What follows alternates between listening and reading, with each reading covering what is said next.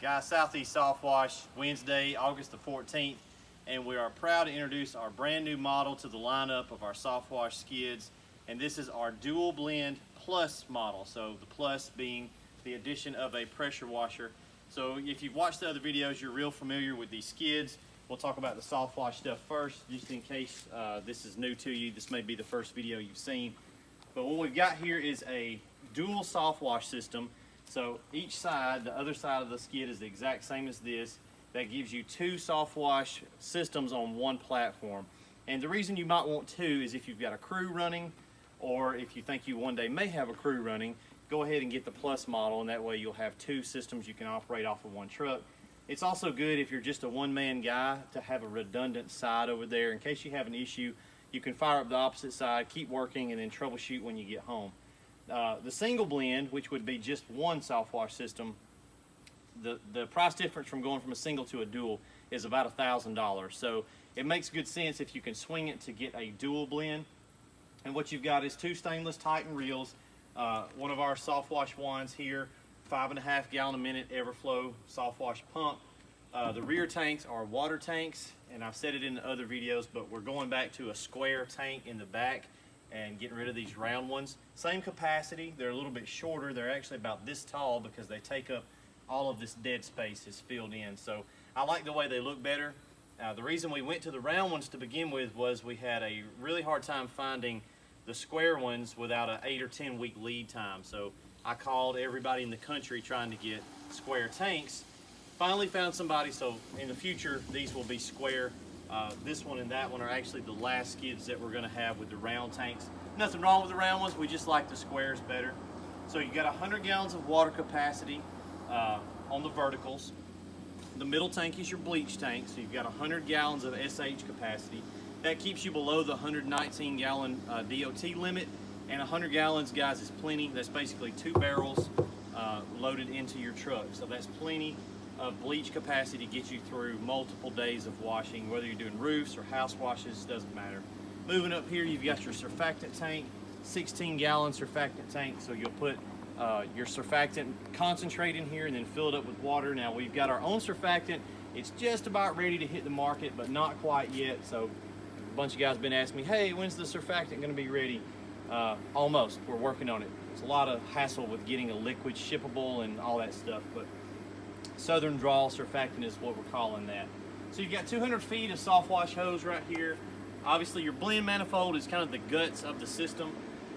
Water line, surfactant line, SH line. You can set your metering valves up to get whatever ratio you want to spray. So if you're doing a house wash, you'll set these dials to achieve about a 1 to 1.5% mix. If you're doing a roof cleaning, you'll move your dials around to get to a roof cleaning mix, or anything in between. Pre-treating, post-treating driveways, stucco, metal roofs, whatever you're doing. So that is the same thing on both sides. You've got that capability. Now I'll fire the pump up and show you. Switch right here for the Softwash. This one's not been adjusted yet. There's a little screw right here on top. We have yet to adjust it. The Allen wrench is way up there in the truck. So you're gonna hear this pump pulsate. Hey kitty. It's not a problem. We'll fix it with about 2 turns of an Allen wrench. But there's your pencil stream. We're getting about 35 feet, and then we can turn this tip here and get our fan spray. Okay? And you hear the pump. It's not a problem. Like I said, we'll adjust it and fix that. No issue there. You do always have to adjust these pumps when they're right out of the box. If you've got an issue with your pump, that's most likely what it's going to be. It's that little 2mm Allen screw right there on top. So we'll come over here to the front. You've got your battery box. It's just like the other dual blends. You've got your 2 batteries, 1 for each side, and you've got your charger. We threw an extra bottle of oil for the pump in there. A little bit of storage. It's lockable. So it's got a 30 amp charger here. That'll charge both batteries simultaneously at 15 amps apiece. So when he gets home at the end of the day, there's a pigtail in here. Pull it out, hook up to an extension cord, and walk inside. It'll charge those batteries within just a few hours, and then he's good to go for the next day. You can spray probably 5 or 6 good hours of spray time. Most of your days are not going to be that much because you're spraying a little bit and then you're going to the next job. So the only time we've ever had an issue with batteries getting depleted, we were doing an apartment complex and the pump literally never cut off. It just ran and ran and ran and ran. So if you're doing something like that, you may see a downgrade in the batteries, but that's not your typical day.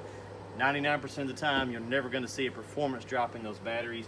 You just have to plug it up at night, recharge, and then you're ready to go the next day.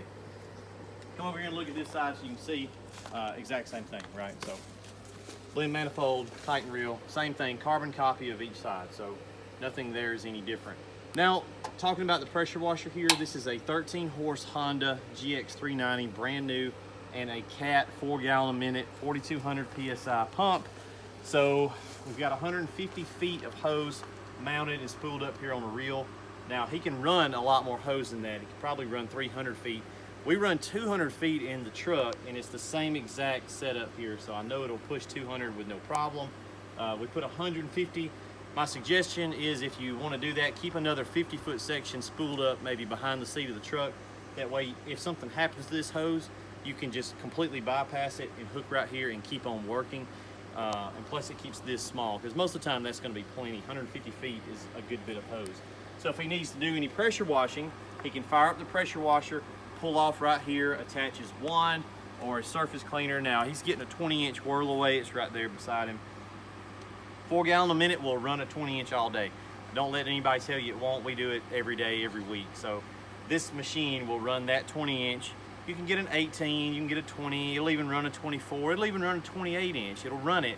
It's going to be slower. The bigger you go on surface cleaner size, the bigger you have to increase your pressure washer size. But it will run it. It's just going to be a little bit slower pushing it, but you're also covering more ground each pass you make because it's a larger unit.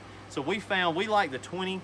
It's perfect for residential. It's still good size, but it'll still, you know, maneuver easily, get down skinny sidewalks and stuff like that. We can do an average home's driveway in 30 minutes. So this is a really nice pressure washer. And when he comes up to the house, if he's doing pressure washing, he'll just attach the customer's hose right here. The pressure washer is not attached to the tanks, okay? I already know I'm gonna get a bunch of questions about tank fed. This is not a tank fed pressure washer. He's gonna take the customer's hose, hook up right there, feed the pressure washer. It's completely separate from the Softwash system, but it's just on the same platform. So we're trying to keep everything on this footprint so that it'll fit on the back of a standard truck. 74 inches long, 44 inches wide, and then the height, you know, really usually isn't a factor, but that's it, guys. That's our DualBlend Plus. Right behind here, we've got another one that's going to try to be picked up Friday, so it's almost finished. Not a lot left to do on it. We may get it done. Well, we're supposed to get it done. I don't know. We're going to have to look and see. We may have to bump it to Monday.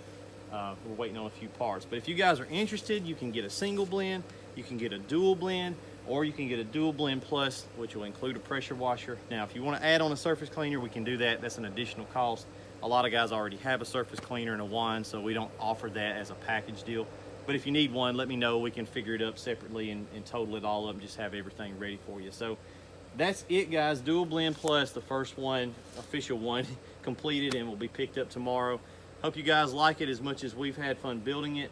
6 to 8 week lead time on any of our builds. We have yet to go over 8 weeks on any of them. I tell everybody the same thing. I know it's a little bit of time, but it's a custom built unit and we're building several of them. So we're not just working on one at a time, we're working on several. If you think you're gonna get into this business maybe next year, we're kind of getting to the end of the season, go ahead and order one. We'll have it built by the end of the fall or throughout the winter, and then you'll be ready to hit the ground rolling in February, March. If you wait till February, March to order one, you're gonna miss half the season. So let us know if you're interested. DualBlend Plus.